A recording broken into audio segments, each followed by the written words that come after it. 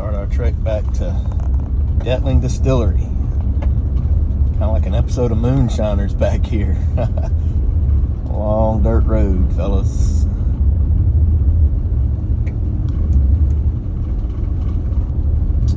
And we have arrived to the promised land.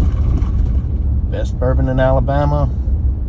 Arguably maybe some of the best bourbon in the land out of this little distillery. Big Escambia Spirits, Dettling Whiskey.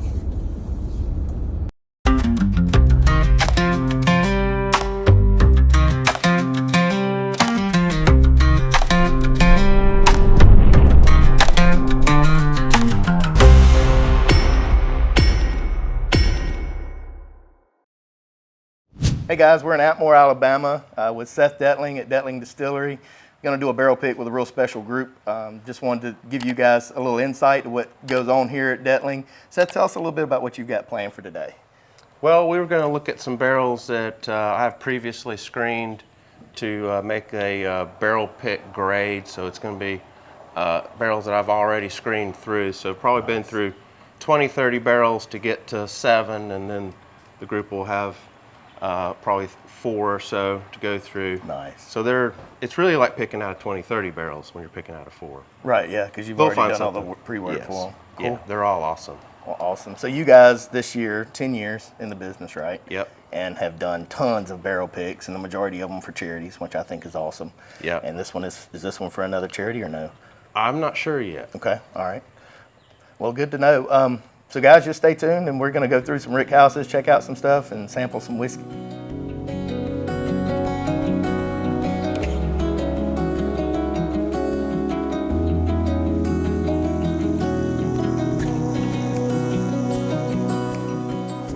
So this is the spot. This is the place where you can't be, except under these special circumstances. And that's something that we want to try to maintain, because you go on these tours and they're very touristy, they're very commercial. You're dealing with employees instead of the owners.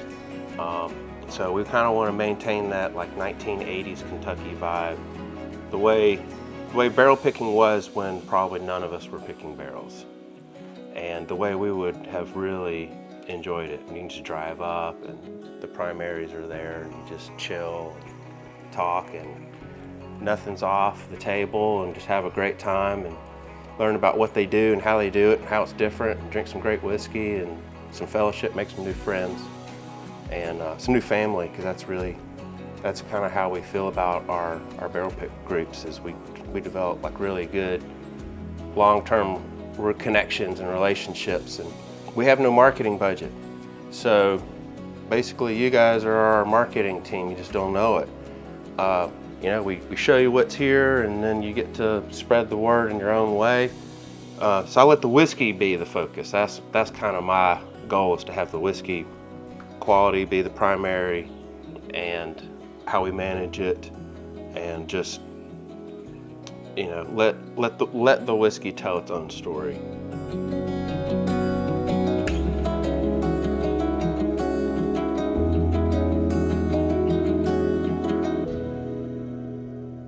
Going to the rick house to do some barrel picking. So Seth went through about 30 barrels. I think he's gotten it down to 4 that we're going to sample. Said they're pretty special, so it's pretty cool that he went through, sampled them first, and gave us the cream of the crop, right?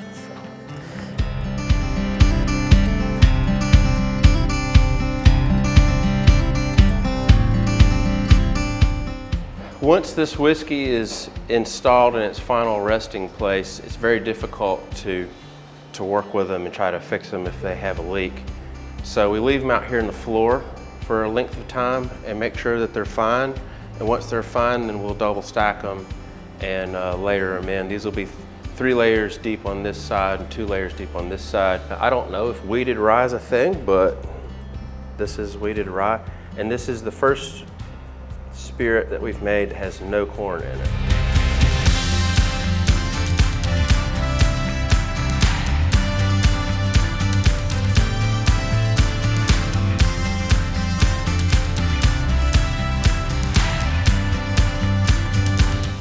One of the reasons, no, it's rebarreled because when I'm screening these barrels, I find barrels that need something.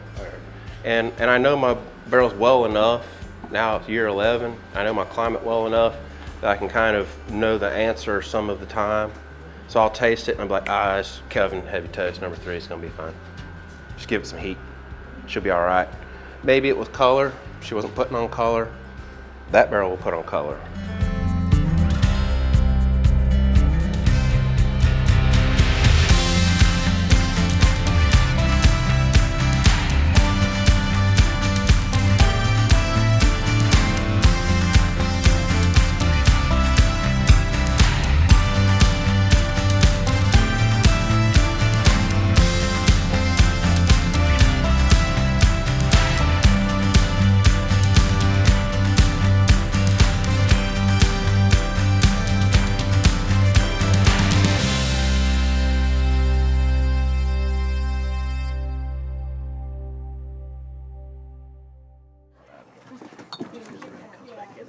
So this is our, we have our own glassware now.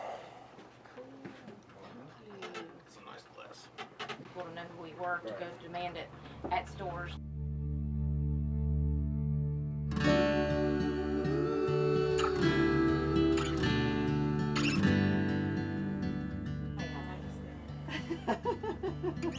Like, leave me alone. Yeah, that's better now. You know, I mean, One of the little cones on the edge says something. This business, this journey that this has been, has taken me places I never expected. You know, I never expected to be interested in genetics of maize or firefighting, right? So there's always interesting little tidbits that is a challenge, and I think that's part of the excitement of it. But when that first bottle went to Fred Minnick, people don't talk about him anymore, but when that first Minnick bottle went out, and it was a super random bottle, I had someone doing our social media at the time, and he messaged Fred Minnick, which I did not approve of, because I just don't think you'd reach out to someone of that caliber. I didn't think we were ready, to be honest. He had it before and he knew it was promising, but like, he's really smart that way. He's not gonna make a video on it and crap on you like another account would. So, not to name names, but Fred is savvy this way. So he looks at it and says, I'm gonna keep an eye on what's going on here, but he's not gonna just like say anything.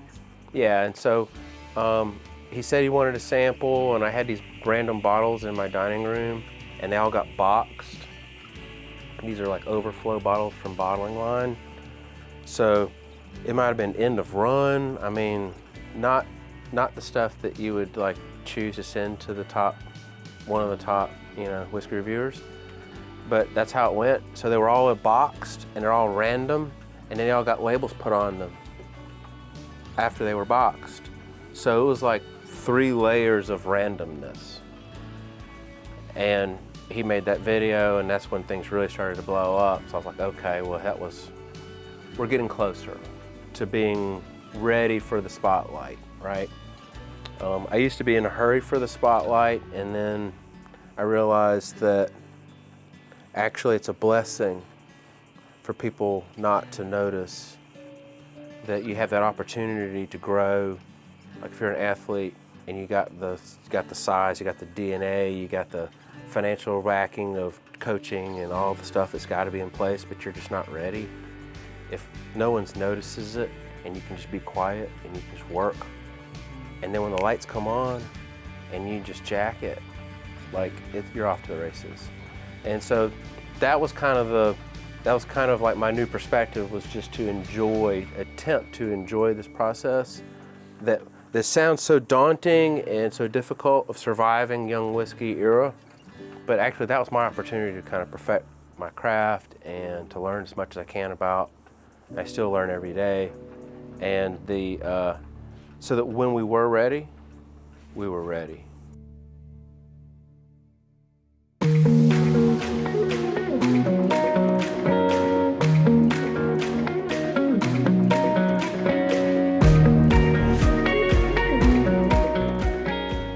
Well, Seth, man, we had a great day today. I really appreciate you having us out. I think had some great barrel picks. I think they're going to be real happy with what they chose. What do you have coming up in the future? Well, we have more of these where the barrel picks are pre-screened, so you're not just picking from, say, 4 barrels, but it's actually maybe 30 barrels condensed to 4. So really high-level picks. Right. And in the spring, we have a lot of barrels coming from the new house. So it's the hottest building. Okay. They live their whole life there.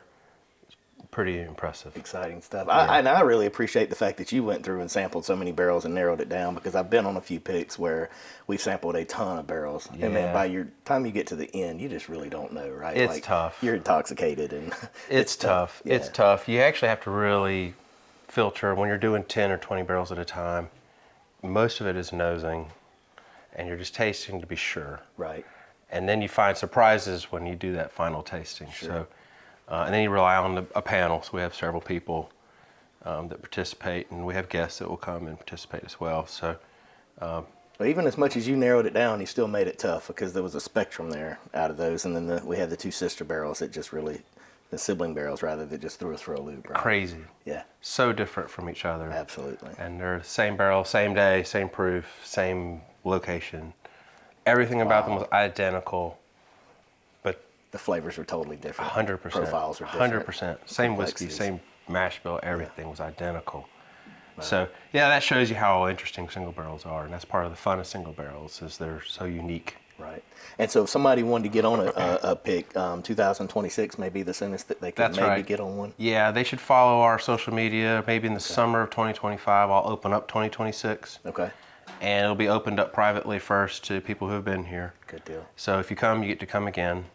And then the new people, they're on the waiting list. The waiting list people will be next. Right. And then if there's slots, we'll open it. And they'll see that on Facebook Awesome. and Instagram. And usually within like a week or 2 of it being opened up, It's sold out. it's gone. That's yeah. good. That's And I good. got to tell you, 2026 is where things are going to be. I mean, next year things are going to be on another level for sure. But 2026, 2027, 2028, the trajectory is crazy. You were saying like 250 barrels would be ready about that time, huh? Yeah, at once. Wow. Yeah, and we'll sell maybe 50.